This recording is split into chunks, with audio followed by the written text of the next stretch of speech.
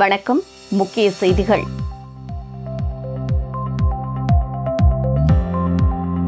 மத்திய பட்ஜெட்டை கண்டித்து திமுகவினர் போராட்டம். பட்ஜெட்டில் புதுச்சேரி புறக்கணித்ததற்கு எதிர்ப்பு.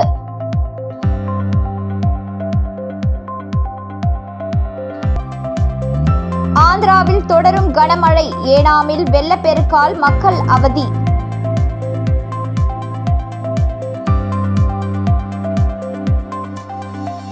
புதிய ஆளுநர் கைலாசநாதன் வரும் 2ஆம் தேதி பதவியேற்பு.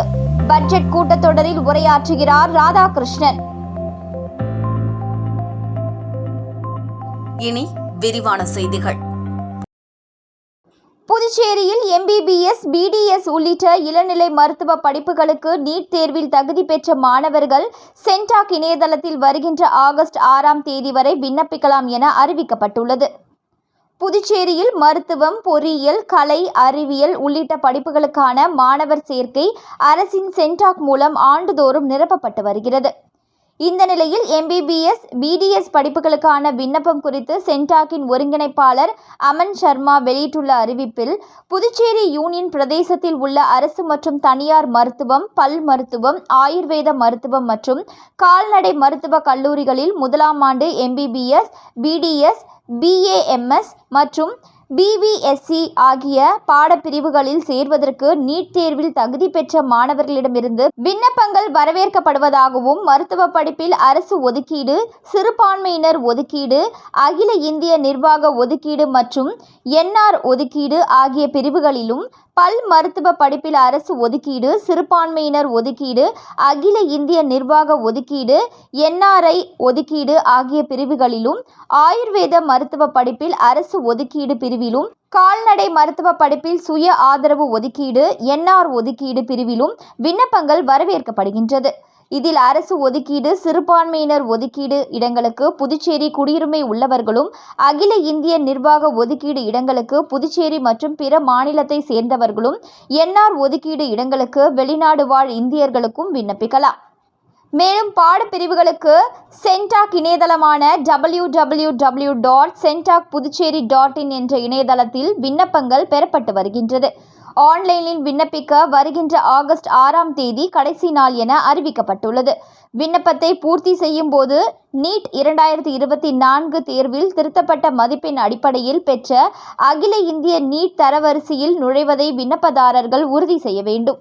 புதுச்சேரியில் வசிப்பவர் என கோரும் விண்ணப்பதாரர்கள் 1/7/2023 அன்றோ அல்லது அதன் பிறகோ பெற்ற குடியுரிமை சான்றிதழை பதிவேற்ற வேண்டும். அரசு பள்ளி மாணவர்களுக்கான இடஒதுக்கீடு கோரும் மாணவர்கள் 1 முதல் 12ஆம் வகுப்பு வரை அரசு பள்ளியில் படித்ததாக பள்ளி கல்வித்துறையால் வழங்கப்படும் சான்றிதழையும், EWS இடஒதுக்கீடு உரிமை கோரும் மாணவர்கள் கடந்த ஏப்ரல் 1ஆம் தேதி அல்லது அதற்கு பிறகு வருவாய்த்துறையால் வழங்கப்பட்ட EWS சான்றிதழையும் பதிவேற்றம் செய்ய வேண்டும். விண்ணப்பதாரர்கள் ஆன்லைன் விண்ணப்பத்தில் தங்களது விவரங்களை நிரப்பும் போது உரிய கவனம் செலுத்த வேண்டும். விண்ணப்பத்தை சமர்ப்பிக்கும் போது அனைத்து விவரங்களும் சரியானவை மற்றும் முழுமையானவை என்பதை விண்ணப்பதாரர்கள் சரிபார்க்க வேண்டும். ஒருமுறை சமர்ப்பிக்கப்பட்ட விண்ணப்பத்தில் விருப்ப தேர்வுகளை தவிர வேறு எதையும் திருத்த முடியாது. மேலும் விவரங்களுக்கு சென்டாக் இணையதளத்தில் வெளியிடப்பட்டுள்ள இளநிலை நீட் தகவல் சிற்றேட்டை பார்க்கவும் எனவும் தெரிவிக்கப்பட்டுள்ளது.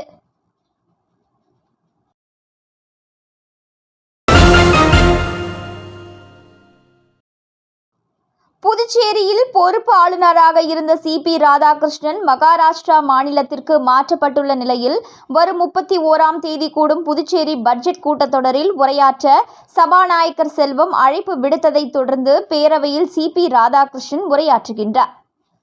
புதுச்சேரி சட்டமன்றத்தின் பட்ஜெட் கூட்டத்தொடர் வரும் 31ஆம் தேதி ஆளுநர் உரையுடன் துவங்குவதாக சட்டப்பேரவை அலுவலகம் அதிகாரப்பூர்வ அறிவிப்பை வெளியிட்டது.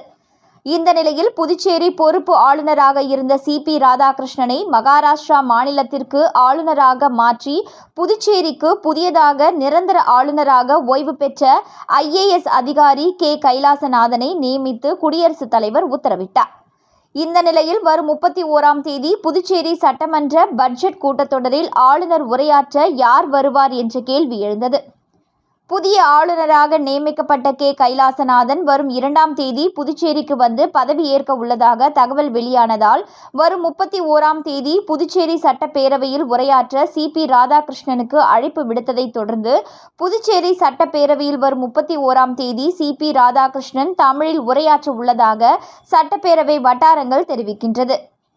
புதுச்சேரியில் 1963 முதல் 32 ஆளுநர்கள் பணியாற்றிய நிலையில் அனைவருமே ஆங்கிலத்தில்தான் ஆளுநர் உரையாற்றி வந்த நிலையில் கடந்த 2021ஆம் ஆண்டு பிப்ரவரி முதல் 2024 மார்ச் வரை புதுச்சேரியின் பொறுப்பு ஆளுநராக பணியாற்றிய தமிழிசை சவுந்தரராஜன் முதல் முறையாக புதுச்சேரி பேரவையில் ஆளுநர் உரையை தமிழில் 3 முறை வாசித்துள்ளார்.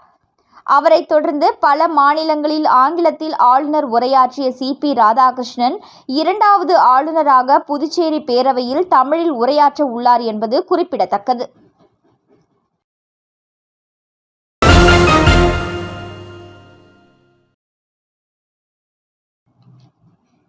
ஆந்திர மாநிலத்தில் பெய்து வரும் கனமழை காரணமாக புதுச்சேரி ஏனாம் பிராந்தியத்தில் வெள்ளப்பெருக்கு ஏற்பட்டு தாழ்வான பகுதிகளில் வெள்ள நீர் சூழ்ந்துள்ளது.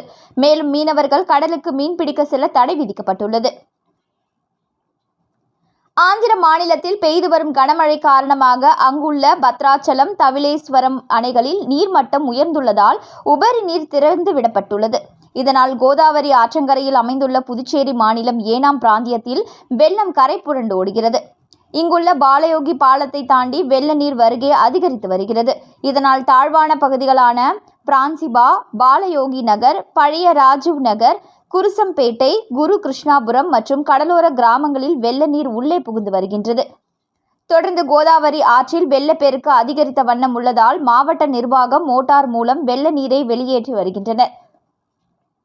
அதேபோல் புதுச்சேரியில் இருந்து மருத்துவ குழுக்களை வரவழைத்து மழைக்கால நோயில் இருந்து மக்களை காக்க துரித நடவடிக்கை எடுப்பது, போதிய மணல் மூட்டைகளை வைப்பது, படகு மீட்பு குழுக்களை தயாராக வைப்பது போன்ற முன்னெச்சரிக்கை நடவடிக்கைகளில் நிர்வாகம் ஈடுபட்டு வருகிறது.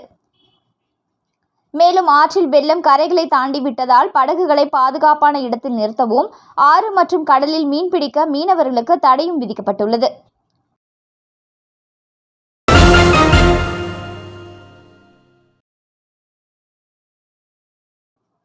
புதுச்சேரியில் லஞ்சம் பெற்றுக்கொண்டு 50,000க்கும் மேலான போலி ரேஷன் கார்டுகள் வழங்கப்பட்டுள்ளதாகவும், இதனால் இலவச அரிசி வழங்கப்படும் போது மிகப்பெரிய அளவில் ஊழல் நடைபெறும் என அதிமுக குற்றம் சாட்டியுள்ளது.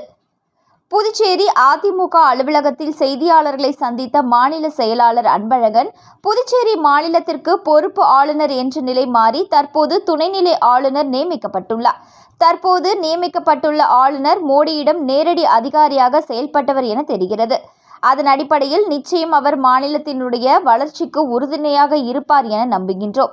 எனவே முதலமைச்சர் புதிய துணைநிலை ஆளுநருடன் இணக்கமாக ஒரு சூழ்நிலையை உருவாக்கி கொண்டு மாநில வளர்ச்சிக்கு உறுதியாக இருக்க வேண்டும் என்றார். மேலும் புதுச்சேரியில் பள்ளி மாணவர்களுக்கு வழங்கப்படும் இலவச சைக்கிள், லேப்டாப் வழங்குவதில் ஊழல் நடைபெற்று வருவதாகவும், எனவே இதற்கான பணத்தை நேரடியாக மாணவர்களின் வங்கிக் கணக்கில் செலுத்த வேண்டும் என வலியுறுத்திய அவர், புதுச்சேரியில் 15,000 ரூபாய் பெற்றுக்கொண்டு சுமார் 50,000க்கும் மேற்பட்ட போலி ரேஷன் கார்டுகள் இந்த குடிமைப்பொருள் வழங்கல் துறையால் வழங்கப்பட்டுள்ளது என்றும், இதனால் மீண்டும் இலவச அரிசி வழங்கப்படும் போது மிகப்பெரிய முறைகேடுகள் நடக்க வழிவகுக்கும். எனவே புதியதாக வரக்கூடிய துணைநிலை ஆளுநர் இதில் நேரடியாக தலையிட வேண்டும்.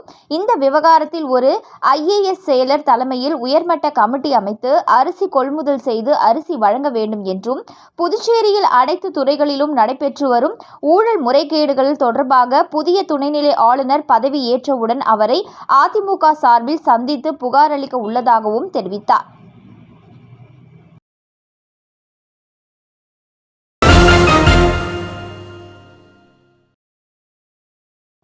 ஆடி பருவத்திற்கான விவசாயிகளுக்கு காய்கறி விதைகள் தொகுப்பை முதலமைச்சர் ரங்கசாமி வழங்கி தொடங்கி வைத்தார். புதுச்சேரி அரசு வேளாண் மற்றும் விவசாயிகள் நலத்துறை தோட்டக்கலை பிரிவின் மூலம் புதுச்சேரி பகுதிகளில் தோட்டக்கலை பயிர் சாகுபடி பரப்பளவு மற்றும் உற்பத்தி திறன் அபிவிருத்தியை நோக்கமாக கொண்டு பல்வேறு திட்டங்கள் செயல்படுத்தி வருகின்றது. புதுவை பகுதியில் உள்ள நகர மற்றும் கிராமப்புற மக்களுக்கு தேவையான பசுமையான மற்றும் தரமான காய்கறிகளின் அவர்களின் வீட்டு புறக்கடை மற்றும் மாடியில் அவர்களே சாகுபடி செய்வதை ஊக்கப்படுத்தும் வகையில் ஊட்டச்சத்து காய்கறி தோட்டம் அமைக்க ரூபாய் 200 மதிப்புள்ள காய்கறி விதைகள் அடங்கிய தொகுப்பு சட்டமன்றத்தில் வழங்கப்பட்டது. இதனை முதலமைச்சர் ரங்கசாமி, வேளாண் அமைச்சர் தேனி ஜெயக்குமார் முன்னிலையில் பயனாளிகளுக்கு காய்கறி விதைகள் அடங்கிய தொகுப்பினை வழங்கினார். இந்நிகழ்ச்சியில் சட்டப்பேரவைத் தலைவர் செல்வம், வேளாண் மற்றும் விவசாயிகள் நலத்துறை இயக்குநர் முனைவர் வசந்தகுமார், கூடுதல் வேளாண் இயக்குநர் ஜாகிர் உசேன், துணை வேளாண் இயக்குநர் சண்முகவேலு மற்றும் அதிகாரிகள் கலந்து கொண்டனர்.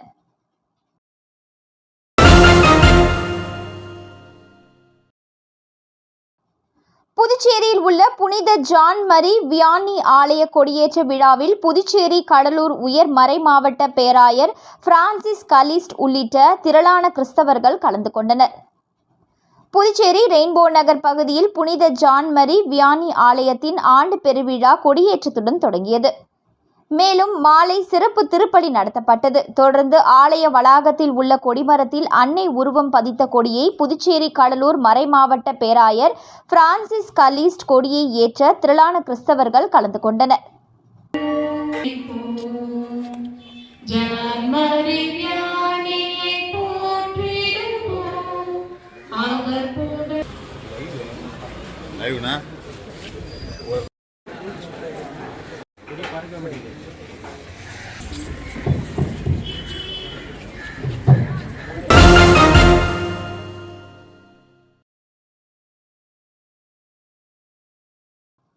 காரைக்கால் பாரதியார் சாலையில் ரயில் பாதை கடக்குமிடத்தில் பொதுமக்களின் வசதிக்காக சப்வே அமைத்து தரக்கோரி மத்திய ரயில்வே இணை அமைச்சரிடம் பாஜக மாநில துணைத் தலைவர் GNS ராஜசேகரன் மனு அளித்தார். இதனை பெற்றுக்கொண்ட மத்திய அமைச்சர் அதற்கான பணிகள் விரைவில் துவங்கப்படும் என உறுதியளித்தார். புதுச்சேரி மாநிலத்தில் மத்திய அரசின் திட்ட பணிகளை ஆய்வு செய்வதற்காக மத்திய ரயில்வே மற்றும் ஜல்சக்தி துறை இணை அமைச்சர் சோமண்ணா புதுச்சேரிக்கு வருகை தந்தார். அப்போது அவரை புதுச்சேரி மாநில பாஜக துணைத் தலைவர் GNS ராஜசேகரன் நேரில் சந்தித்து காரைக்கால் முதல் பேரளம் வரையிலான ரயில் இணைப்பு திட்ட பணிகள் நடைபெற்று கொண்டிருக்கும் நிலையில் காரைக்கால் மக்களின் நலனுக்காகவும் பல்வேறு சமூக அமைப்புகளின் கோரிக்கையை ஏற்றும் குறிப்பாக இருசக்கர மற்றும் 4 சக்கர வாகன ஓட்டிகள் படும் சிரமத்தை கருத்தில் கொண்டு காரைக்கால் பிரதான சாலைகளில் ஒன்றான பாரதியார் சாலையில் ரயில்வே கேட் போடப்படும் பகுதியில் லூஸ் எனப்படும் கீழ்ப்பாதை சப்வே அமைக்க வேண்டும் என மனு ஒன்று அளித்தனர். இதனை ஏற்றுக்கொண்ட மத்திய இணையமைச்சர் சோமண்ணா காரைக்கால் பாரதியார் சாலையில் ரயில் பாதை கடக்கும் இடத்தில் சிறியதோர் கீழ்ப்பாதை அமைக்கப்படும் எனவும் அது தொடர்பான பணிகள் உடனடியாக துவங்கப்படும் எனவும் உறுதியளித்தார். இந்த சந்திப்பின் போது புதுச்சேரி மாநில பாஜக பொறுப்பாளர் நிர்மல் குமார் சுரானா மற்றும் புதுவை மாநில பாஜக தலைவர் செல்வ கணபதி MP, சட்டமன்ற உறுப்பினர் ராமலிங்கம் ஆகியோர் உடனிருந்தனர்.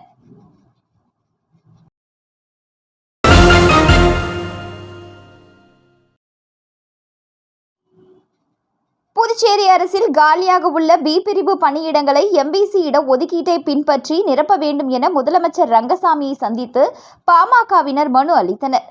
புதுச்சேரி அரசில் உள்ள B பிரிவில் 108 பணியிடங்கள் காலியாக உள்ளது.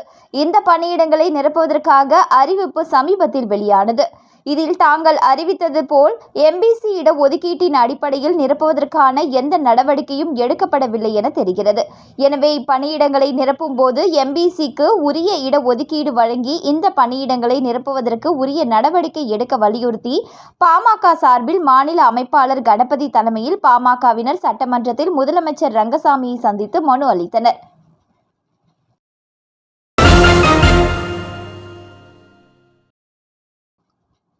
மத்திய அரசின் நிதிநிலை அறிக்கையில் புதுச்சேரியை புறக்கணித்த மத்திய அரசை கண்டித்து சட்டமன்ற எதிர்க்கட்சித் தலைவர் சிவா தலைமையில் புதுச்சேரியில் 500க்கும் மேற்பட்ட திமுகவினர் கண்டன ஆர்ப்பாட்டத்தில் ஈடுபட்டனர்.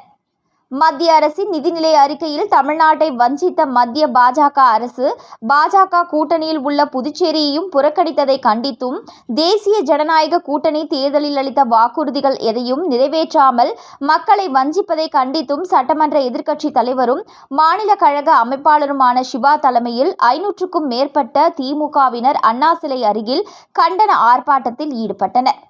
ஆர்ப்பாட்டத்தில் மத்திய அரசு மற்றும் பாஜக கூட்டணியில் உள்ள NR காங்கிரஸ் அரசை கண்டித்து கண்டன கோஷங்களை எழுப்பினர். இந்த ஆர்ப்பாட்டத்தில் சிறப்பு அழைப்பாளராக கழக கொள்கை பரப்பு செயலாளர் சபாபதி மோகன், அவைத்தலைவர் SP சிவகுமார், சட்டமன்ற உறுப்பினர்கள் அனிபால் கென்னடி, செந்தில்குமார், சம்பத் உள்ளிட்ட கழக நிர்வாகிகள் ஏராளமானோர் கலந்து கொண்டனர். மோடிய சரிதானா?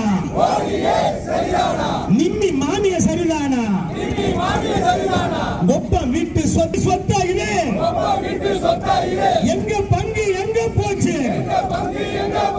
எங்க பங்கு எங்க? ஆண்டார் இந்திரா ஆண்டார், நேரு ஆண்டார், இந்திரா ஆண்டார், நரசிம்மராவ் மன்மோகன் சிங்கும் ஆண்ட காலம் எண்ணிப்பாரு. உதவி அவருக்கு செல்ல பிள்ளை.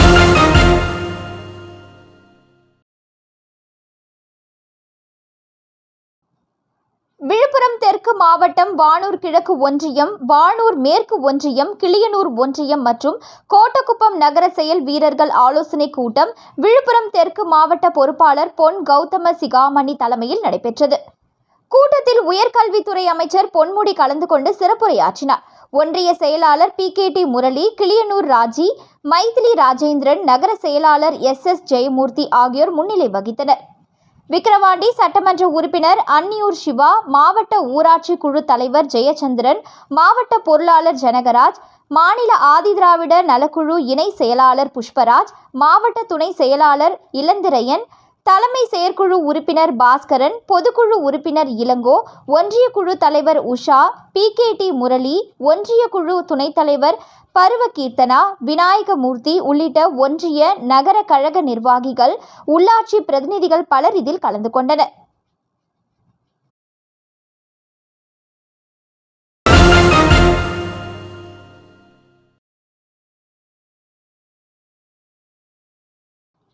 புதுச்சேரியில் நடைபெற்ற தென் மண்டல அளவிலான டென்னிஸ் பால் கிரிக்கெட் போட்டியில் முதல் பரிசை வென்ற தமிழ்நாடு ஆண்கள் மற்றும் பெண்கள் அணிகளுக்கு முதலமைச்சர் ரங்கசாமி கோப்பையை வழங்கி பாராட்டினார்.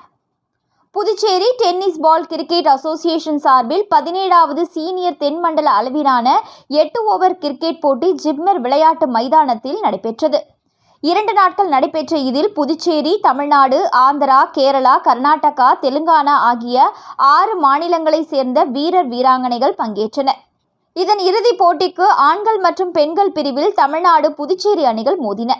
இதில் ஆண்கள் மற்றும் பெண்கள் பிரிவில் தமிழ்நாடு அணி முதலிடமும், புதுச்சேரி அணி 2ஆம் இடமும் பிடித்தது. அதைத் தொடர்ந்து பரிசளிப்பு விழா நடைபெற்றது. விழாவில் சிறப்பு விருந்தினராக முதலமைச்சர் ரங்கசாமி கலந்து கொண்டு போட்டியில் வெற்றி பெற்ற வீரர் வீராங்கனைகளுக்கு கோப்பைகள், பதக்கங்கள் மற்றும் சான்றிதழ்கள் வழங்கி பாராட்டினார்.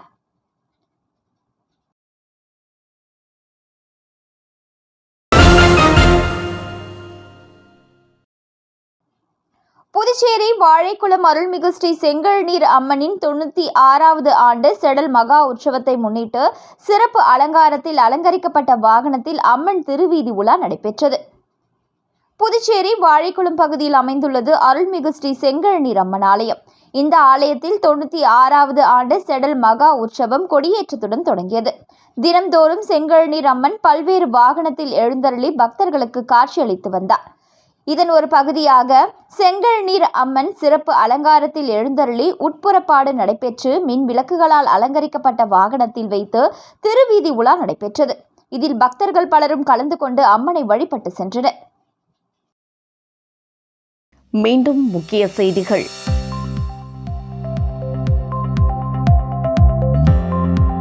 மத்திய பட்ஜெட்டை கண்டித்து திமுகவினர் போராட்டம். பட்ஜெட்டில் புதுச்சேரி புறக்கணித்ததற்கு எதிர்ப்பு.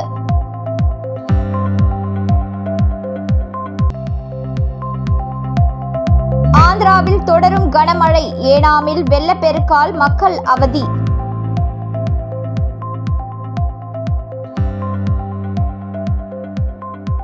புதிய ஆளுநர் கைலாசநாதன் வரும் 2ஆம் தேதி பதவியேற்பு. பட்ஜெட் கூட்டத்தொடரில் உரையாற்றுகிறார் ராதாகிருஷ்ணன். இத்துடன் செய்திகள் நிறைவடைந்தன. வணக்கம்.